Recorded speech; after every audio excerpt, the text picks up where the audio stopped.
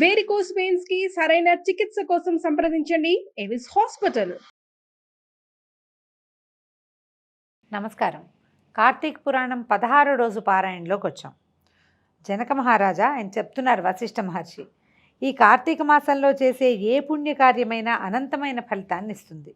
కార్తీక మాసంలో ఏ విధమైన వ్రతాలు ఆరాధనలు చేయని వారు ఘోరమైన నరక బాధలు అనుభవిస్తారు. కార్తీక శుక్ల పాడ్యం నుండి కార్తీక బహుళ అమావాస్య వరకు 30 రోజులు రోజుకొక దీపాన్ని ఆలయ ద్వారం దగ్గర కానీ దేవుని అంటే మన దేవతార్చన దగ్గర కానీ పెట్టిన వారు దైవ సాన్నిధ్యాన్ని పొందుతారు. ఆదివారం నాడు సూర్యుని ఆరాధించిన వారు సంతానాన్ని పొందుతారు.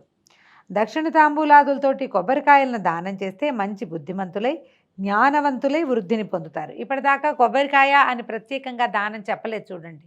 ఉసిరికాయలు అవి చెప్పారు, తిలాదానం చెప్పారు, సాలగ్రామాలు శివలింగాలు చెప్పారు, యజ్ఞోపవీత దానం గురించి కూడా చెప్పారు. కొబ్బరికాయని మనం దక్షిణ తాంబూలాలతో ఇచ్చినా కూడా, అంటే అరటిపళ్ళ బదులు కొబ్బరికాయని తాంబూలంలో పెట్టి ఇచ్చినా కూడా విశేషమైన ఫలితం లభిస్తుంది. ఇది బ్రాహ్మణుడు, బ్రహ్మచారి, తర్వాత ఏమో ముత్తైదువు, కన్య, నలుగురికి, ఈ నలుగురిలో ఎవరికి ఇచ్చినా కూడా ఫలితం లభిస్తుందట. అయితే దీపస్తంభాన్ని చూసిన వారి పాపాలన్నీ సూర్యుని వలన చీకట్లు తొలగిపోయినట్టుగా తొలగిపోతాయి. దీపస్తంభాన్ని గురించి చెప్తున్నారు. ఇది ఇప్పటిదాకా దీపస్తంభం రాలా, జ్వాలా తోరణం మనకు తెలిసిందే, అక్కడక్కడ మనకు కనపడుతుంది. దీపమాల ఒకటి, దీపారాధన, పిండి దీపారాధన, దీపదానము గురించి చెప్పారు. ఇప్పుడు దీపస్తంభాన్ని గురించి చెప్తున్నారు. ఈ స్తంభ దీపాలు కేవలము కార్తీక మాసంలోనే కనిపిస్తాయండి. ఎత్తుగా పెట్టే దీపం అన్నమాట. ఇదేంటంటే చాలా దూరం వరకు తన వెలుగునిస్తుంది. కాబట్టి ఈ కార్తీకంలో ఆకాశ దీపాలు పెడతాం, మనకి ఇళ్లలో చెయ్యం. కానీ ఎక్కువగా దేవాలయాల్లో ఏం చేస్తారు, ఈ ధ్వజస్తంభం దగ్గర ఆ ఎత్తుగా ఉన్న చోట తాడు కట్టి దీపాన్ని పైకి లాగి పైన వెలిగిస్తారు. పూర్వం కాలంలో, పూర్వపు రోజుల్లో వాకిళ్లలో పక్కన ఓ కొక్కి లాంటిది ఉండేది. దానికి ఇలా దీపాలు వేళ్లాడగట్టడం ఉండేది, ఆకాశ దీపం పెట్టడం వాకిళ్లలో కూడా చేసేవాళ్ళు. క్రమంగా ఆ పందాలు తగ్గిపోయినాయి. మనం ఈ అపార్ట్మెంట్ కల్చర్ వచ్చాక ఇప్పుడు అసలు కుదరదు, మనం పెట్టుకోలేకపోతాం. ఒకవేళ మీకు కుదిరితే పైన ఎక్కడైనా తగిలించే వీలుంటే ఇప్పుడు దీపాలు దొరుకుతున్నాయి చూడండి, టెరాకోటా దీపాలు దొరుకుతాయి. వాట్లల్లో పెట్టినా కూడా మన దీపారాధన ఫలితం ఏమీ తగ్గదండి. అవైనా సరే 4 చుట్టూతా 4 ఉంటాయి, లేదా 2 ఉంటాయి, ఇట్లా వేళ్లాడేయచ్చు. లేదా ఒక గ్లాస్ ఉండి అందులో పెట్టేటట్టు కనిపిస్తాయి. కొత్త కొత్త రకాలు దొరుకుతున్నాయి కదా. అలాంటిది ఏదైనా సరే బయట గాలిలో వేళ్లాడితే, అంటే భూమి మీద పెట్టిందేమో భూదీపం, మామూలు సాధారణ దీపారాధన. ఇలా ఎక్కడైనా వేళ్లాడి దూరానికి దాని వెలుగు కనపడితే అది ఆకాశ దీపం కిందకు వస్తుంది. ఆకాశ దీపాలు చాలా విశేషమైన ఫలితం ఇస్తాయి. ఈ దీపస్తంభాన్ని గురించి చెప్తున్నారు. ఎత్తుగా ఏదైనా ఏర్పరిచి దాని మీద దీపాలు పెట్టడం. మన ప్రాంతాల్లో కంటే కేరళ ప్రాంతంలో ఎత్తుగా ఒక పెద్ద దీపారాధన కుంది, ఇంత ఎత్తునుంటుంది, పెద్దది. ఆ పైన ఇట్లా కొడిలాగా కూడా కనపడుతూ ఉంటుంది. కేరళ సాంప్రదాయంలాగా కనిపిస్తుంది. అందులో దీపం పెట్టడం కూడా విశేషమైన ఫలితాన్ని ఇస్తుంది. ఎప్పుడు దీపాన్ని నేల మీద పెట్టకూడదు, దాని కింద ఇంకో ప్రమిద ఉండాలి, లేదా తమలపాకు వేయాలి, ఏదైనా ఒక ఆకు వేసి పెట్టాలంటారు కదా. ఇలా ఎత్తుగా పెట్టే దాని గురించి ఒక కథ కూడా చెప్తున్నారు. ఎలా చేయాలట దీన్ని. కార్తీక మాసంలో ఆలయానికి ఎదురుకుండా రాతితో కానీ చెక్కతో కానీ స్తంభాన్ని పాతి దాని మీద శాలిధాన్యము నువ్వులు కలిగిన ప్రమిదలో, అంటే శాలిధాన్యము నువ్వులు పోసి దాని మీద ప్రమిద పెట్టాలన్నమాట. ప్రమిదలో నేతిని పోసి దీపాన్ని పెట్టడమే దీపస్తంభ ప్రతిష్ట. దీనివలన దీపస్తంభంగా ఉన్న మాకుకు మానవునిగా పునర్జన్మ లభించిన కథ ఒకటి చెప్తాను, వినమన్నారు. ఇది ఒక ప్రత్యేకమైన గాథ అండి. మాతంగ మహర్షి ఆశ్రమంలో ఒక విష్ణు ఆలయం ఉండేది. ఆ ఆలయానికి కార్తీక మాసంలో మునులందరూ వచ్చి షోడశోపచారాలతోటి కార్తీక దామోదరుని సేవిస్తూ కార్తీక మాస వ్రతాన్ని ఆచరిస్తున్నారు. వారిలో ఒక వృద్ధుడైన మునీంద్రుడు మిగిలిన వారితో, మునులారా, వచ్చే కార్తీక పౌర్ణమి నాడు ఆలయంలో దీపస్తంభాన్ని పెడదాము, అలా పెట్టడం అత్యంత పుణ్యప్రదమైన పని కదా అని అన్నాడు. అంటే రోజువారీ ఏవో దీపాలు పెట్టుకుని జపాలు చేసుకుని అభిషేకాలు అర్చనలు చేస్తున్నారు, పౌర్ణమి నాడు దీపస్తంభాన్ని పెడదాం అనుకున్నారు. అందుకు చెప్తున్నారనమాట. అయితే అందరూ కలిసి ఏం చేశారు, అడవికి వెళ్ళి ఒక పొడమైన మానుని తీసుకొచ్చి ఆలయం ముందు పాతి పెడదాం అనుకున్నారు. ఓ 4 యంగ్గా ఉన్నటువంటి యుక్త వయసులో ఉన్నటువంటి మునికుమారులు అడవిలోకి వెళ్ళారు. వెళ్ళి వెతక వాళ్ళకి ఏంటంటే ఒక మాను, ఇవేంటంటే చెట్లు కొట్టి తీసుకురాకూడదని ఒక నియమం ఉండేది. మనంతటా మనమే ఓ చెట్టును కొట్టి ఇంత దుంగం చేసి తీసుకొచ్చి పెట్టకూడదు. ఆల్రెడీ పడిపోయిన చెట్టు, అంటే ప్రకృతి విడిచి వేసినటువంటి చెట్లని మానులు ఇలాంటి వాటికి వాడుకునేవాళ్ళు అనమాట. కొట్టకుండా వెతికితే ఒక చోట ఈ వర్షానికి విరిగి పడిపోయిన ఒక కాండం వాళ్ళకి కనపడింది. అది పొడుగ్గా ఉంది, దానికి చిల్లలు లేవు. అది అట్లా కావాలన్నమాట, పొడుగ్గా మానుగా ఉండాలి. కొమ్మలు ఈ ఉపశాఖలు అవి ఉండకూడదు, శాఖోపశాఖలుగా ఉన్న వాటిని తీసుకురారు. ఇట్లా పొడుగ్గా దుంగలాగా ఉండాలన్నమాట. ఆ దుంగ ఒకటి కనపడింది వాళ్ళకి. ఇదేదో చాలా బాగుంది, చాలా వయసు ఉన్నట్టుంది, దీనికి ఎక్కువ కాలం కూడా అయింది, చాలా బాగుంది, చక్కగా ఉందని అదొకటి మోసుకొచ్చారు. మోసుకొచ్చిన తర్వాత ఏం చేశారు, తర్వాత తీసుకొచ్చి దాన్ని వీళ్ళ దగ్గర విష్ణువాలయం ఉంది కదా, ఆ ఎదురుగుండా పాతి పెట్టారట. తర్వాత శాలిధాన్యం పోశారు దాని మీద, ఆ దుంగ తాలూకు పై భాగంలో నిలబెట్టారు, పైన అనమాట సర్ఫేస్ మీద పోశారు. పోసిన తర్వాత నువ్వులు ఒక కుప్పగా శాలిధాన్యం మీద పోసి దాని మీద ఒక ప్రమిద పెట్టి ప్రమిద నిండా నెయ్యి పోశారు. నెయ్యి పోసేసరికల్లా పోసి దీపాన్ని వెలిగించారు. ఒత్తివేసి దీపాన్ని వెలిగించి స్తంభం మీద పెట్టారు. ఆ దీపాన్ని భక్తితో ప్రదక్షిణ నమస్కారాలు చేశారు. ఇప్పుడు దీపం ఎందుకు పెట్టుంటారు స్తంభం చూడండి, దూరానికి వెలుగు వస్తుంది. దానికి తోడు ఏంటంటే మొత్తం దీపం పెట్టుకున్నటువంటి కుటుంబం అంతా కూడా దాని చుట్టూతా ప్రదక్షిణ చేయటానికి వీలవుతుంది, అర్చనకి వెసులుబాటుగా ఉంటుందని దీపస్తంభాలు పెట్టమని చెప్తారు కాబోలు. అయితే ఈ ఉన్న మునులు ఋషులు అందరూ కలిసి చుట్టూతా ప్రదక్షిణాలు చేశారు. తర్వాత ఇంతలో ఏమైంది, ఓ పక్కన కూర్చున్నారు, అందరూ పురాణం వింటున్నారు. కార్తీక మాసంలో పురాణం వింటాం నియమం కదా.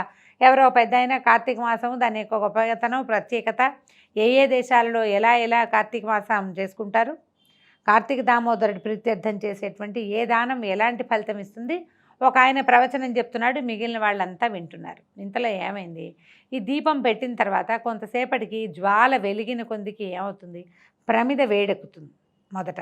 తర్వాత అది ఏ భూభాగం మీద పెట్టామో అది కూడా వేడెక్కుతుంది, జరుగుతుంది. మన దీపారాధన తీసే కింద వెచ్చగా ఉంటుంది చూడండి.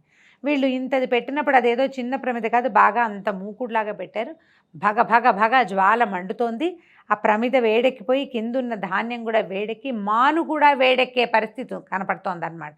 పర్వాలే, అట్లా జరుగుతుంది, దానికి ఏం పెద్ద విశేషం ఏం లేదు. అయితే వీళ్ళు అక్కడ కూర్చుని పురాణం వింటుండగా ఈ మాను వేడెక్కిపోయి ఉన్నట్టుండి ఫెళమంటూ ఈ మాను ఢామని విరిగిపోయింది, పగిలిపోయి ఇదేమిటి కంగారు పడ్డారు వీళ్ళు. అనుకునే పైగా ఇది చెక్క విరిగేసరికల్లా ఏమవుతుంది, పైనుంచి నెయ్యి ఆ దీపారాధనలో పెట్టినటువంటి ఒత్తులు అన్నీ పడేసరికల్లా భగ్గుమని అన్ని పక్కల అంటుకుంది.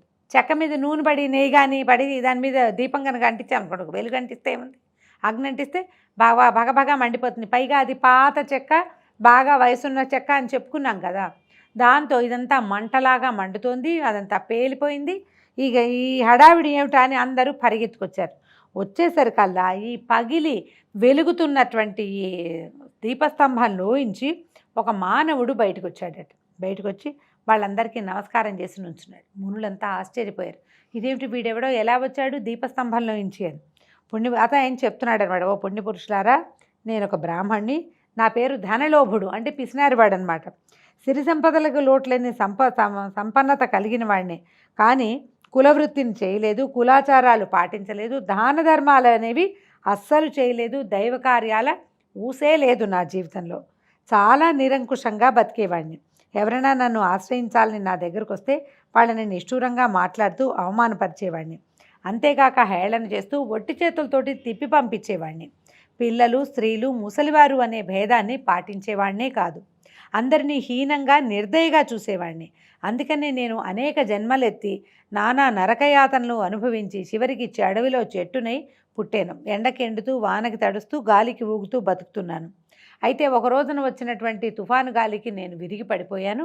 మీరంతా అడవికి వచ్చి నన్ను సరిచేసి, అంటే ఎడ్జెస్ కట్ చేశారు నిలబడడానికి వీలుగా, తీసుకొచ్చి పొడవైన మానుగా చెక్కి దేవాలయం ముందు నిలబెట్టారు. నా మీద నేతి దీపాన్ని కూడా వెలిగించి పెట్టారు. మీరు చేసిన ఈ పని వల్ల నా యొక్క చెట్టు జన్మ తొలగిపోయింది, మానవ జన్మ లభించింది. గడిచిన జన్మల తాలూకు అన్ని రకాల జ్ఞాపకాలు వస్తున్నాయి నాకు. పుణ్యపురుషులారా, పరమ నికృష్టమైన బతుకు గడిపిన నాకు ఈ మానవ జన్మ ఎందుకు లభించిందో, ఎలా లభించిందో నాకు తెలియదు, కానీ ముందు జీవితంలో నేనేం చేశానో నాకు జ్ఞాపకం వచ్చింది. ఇవాళ నేను పొందినటువంటి ఈ పునర్జన్మ నాకు ఎట్లా లభించిందో చెప్పమంటే అప్పుడు మునులు చెప్తున్నారు, ఓ ధనలోభి, ఇది పరమ పవిత్రమైన పుణ్యప్రదమైన కార్తీక మాసం. ఈ మాసంలో చేసిన ఏ పుణ్యప్రదమైన పనైనా అపారమైన ఫలితాన్ని ఇస్తుంది. సన్మార్గులకు, దేవతారాధన చేసేవాళ్లకు కలిగే పుణ్యం ఇంత అంత అని చెప్పనలవి కాదు. అంతేకాదు, ఎంతటి పాపాత్ములైనా ఏ చిన్న పుణ్యకార్యం చేసినా పునీతులై తరిస్తారు. పశుపక్షాదులకే కాదు మానులకు రాళ్లకు సైతం పుణ్యఫలం లభిస్తుందని చరిత్ర చాటి చెప్తోందని చెప్పారు.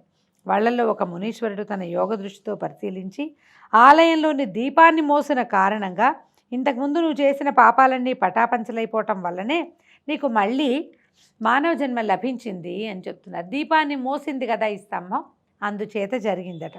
జంతువునాం నరజన్మ దుర్లభం అంటున్నాయి వేదశాస్త్రాలు. ప్రాణులలో మానవ జన్మ అత్యంత దుర్లభమైనది. మిగిలిన వేటికి లేని జ్ఞానము, తెలివి, బుద్ధి, భగవంతుని పట్ల భక్తి, విశ్వాసము, ఒక ఆచారము, సంప్రదాయము, సంస్కృతిని పాటించే అవకాశము, ఇవన్నీ కూడా మనుషులకి మాత్రమే లభించేవి. ఏనాటి పుణ్యం వలనో లభించిన మానవ జన్మను వృధాగా కాలక్షేపంగానూ నీతి నియమాలను, ఆచార వ్యవహారాలను, కట్టుబాట్లను, మానవత్వాన్ని మర్చిపోయో ప్రవర్తిస్తే సార్థక నామధేయ అయినటువంటి ఈ ధనలోభిలాగా, అదే చెప్పారు కదా ధనలోభుడు అని, సార్థక నామధేయుడు అంటే డబ్బు, ఏదైనా సమృద్ధి మీద లోభత్వం, ఎవరికి ఇవ్వడనమాట. అలాగా ఏదో ఒక జన్మని ఎత్తవలసి వస్తుందో తెలియదు మనకి. అందుకని అపురూపమైన ఆనందప్రదాయకమైన జన్మని పొందిన వారు ఆ జన్మని సార్థకం చేసుకుని భగవదారాధనలో మానవ జీవితాన్ని గడిపి తరించే ఉపాయాన్ని వెతుక్కోవాలని సూచిస్తోంది ఈ ధనలోభుని కథ మనకి. అందుకు తెలియజేశారు. దీపస్తంభాన్ని ఏర్పరచడం కూడా ఒక విశేషమైన సేవేనండి. దేవాలయంలో కూడా మనం ఈ రకమైన ఏర్పాటు, చిన్న దేవాలయానికి మనం వెళ్తామనుకోండి, ఏదైనా ఒక దుంగని తెప్పించి దాని మీద దీపారాధన చేసినా కూడా చుట్టూతా అందరూ ప్రదక్షిణ చేసేందుకు అవకాశం లభిస్తుంది. ఎంతమంది ప్రదక్షిణ చేస్తే, ఎంతమంది ఆ దీపారాధనకి ప్రదక్షిణ చేస్తే వారందరి పుణ్యంలోంచి భాగం లభిస్తుంది ఈ స్తంభాన్ని ఏర్పరిచినటువంటి వ్యక్తికి. ఈ విషయంతో మనం 16వ అధ్యాయపు పారాయణ ముగిస్తున్నాము. రేపు ఉదయం మళ్ళీ 17వ రోజు పారాయణతో కలుసుకుందాం. నమస్కారం.